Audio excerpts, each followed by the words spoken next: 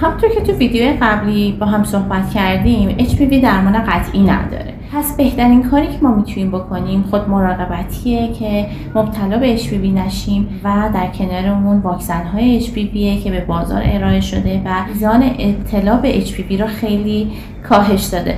خود مراقبتی چیه؟ خب میدونیم HPV از طریق تماس جنسی منتقل میشه. 99% موارد از طریق تماس جنسی منتقل میشه. انتخاب پارتنر ایمن، استفاده از پوشش‌های محافظ میتونه خیلی به کاهش ابتلا به HPV کمک بکنه. هرچند که این یک باور نادرسته که کاندوم میتونه از انتقال HPV 100% جلوگیری بکنه، چون تماس پوست به پوست هم میتونه باعث انتقال HPV بشه. واکسیناسیون شاید در صدر اقدامات پیشگیرانه قرار میگیره. واکسن های متفاوتی به بازار ارائه شده برای پیشگیری از HPV که میزان کاورج سوشای HPV شون با هم متفاوته.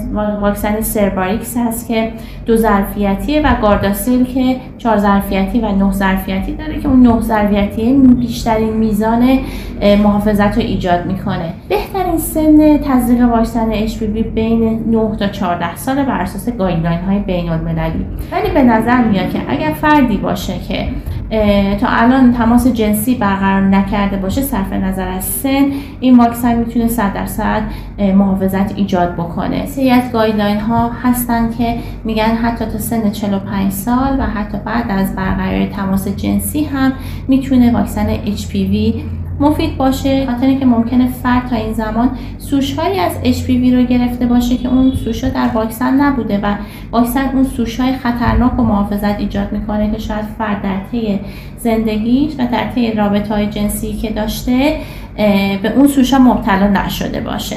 واکسن گفتیم که بهترین و موثرترین روش جلوگیری هم در دخترها و هم در پسرها توصیه میشه که تزریق بشه. اگر که سن زیر 15 ساله در 2 دوز و اگر بالای 15 سال هست بهتره که در 3 دوز تزریق بشه. ممنون که تا پایان ویدیو همراه ما بودید.